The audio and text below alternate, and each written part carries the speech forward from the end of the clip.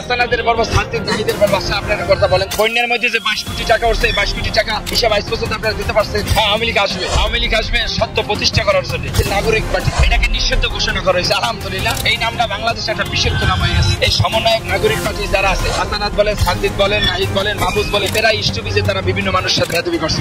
জোর হাতে রিকোয়েস্ট করছি আমাদের মাননীয় প্রধান উপদেষ্টার কাছে এবং যত উপদেষ্টা আছেন তাদের কাছে, আপনারা আমাদের জন্য কি করেছেন? যারা 84% রেমিটেন্স আনে বাংলাদেশে, তাদের জন্য আপনারা কি করেছেন? গার্মেন্টস ইন্ডাস্ট্রি সচল রাখার জন্য কি করেছেন?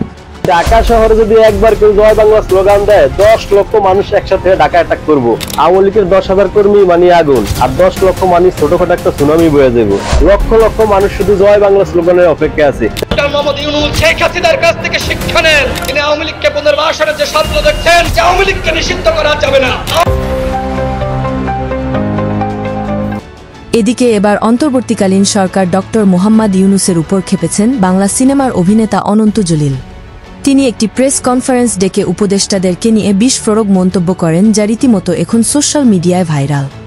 জোর হাতে রিকোয়েস্ট করছি আমাদের মাননীয় প্রধান উপদেষ্টার কাছে এবং যত উপদেষ্টা আছেন তাদের কাছে, আপনারা আমাদের জন্য কি করেছেন? যারা 84% রেমিটেন্স আনে বাংলাদেশে, তাদের জন্য আপনারা কি করেছেন? গার্মেন্টস ইন্ডাস্ট্রি সচল রাখার জন্য কি করেছেন? আমরা সবাই আশা করেছিলাম যে ঈদের সময় অ্যাটলিস্ট একটা বেতন ব্যাংকে লোন দেওয়া হবে। যে শ্রমিক ভাই বোনদেরকে আমরা কি করতে হবে দেখেন, মার্চ মাসে ফেব্রুয়ারির বেতন দিতে হবে, বোনাস দিতে হবে, আবার মার্চ মাসের 50% বেতন দিতে হবে। একটা গার্মেন্টস মালিক প্রত্যেকে পাবে এই 3টা জিনিস এক মাসে। এই 3টা জিনিস এক মাসে কোথায় পাবে একটা গার্মেন্টস মালিক? যারা 84% রেমিটেন্স এনে বাংলাদেশের অর্থনীতির চাকা সচল রাখে, তাদের জন্য কি করেছে?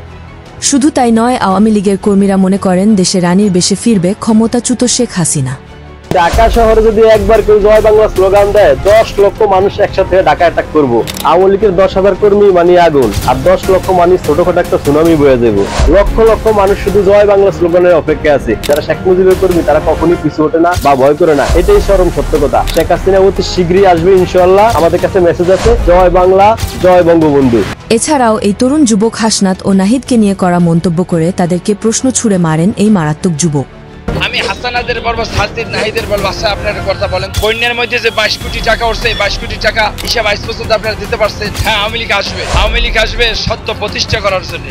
দেশের আরেক দল গণ অধিকার পরিষদের এই কর্মী এই অন্তর্বর্তীকালীন সরকারকে জানিয়েছেন কিভাবে দেশ চালাতে হয় শেখ হাসিনার কাছে শিখে নিয়েন।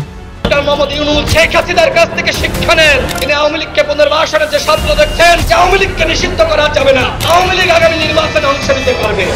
এই বক্তব্য এখন রীতিমতো ভাইরাল। তাহলে এই অন্তর্বর্তীকালীন সরকার দেশ চালাতে ব্যর্থ কিনা তা নিয়ে রাজনৈতিক অঙ্গনে উঠেছে নানান জল্পনা কল্পনা।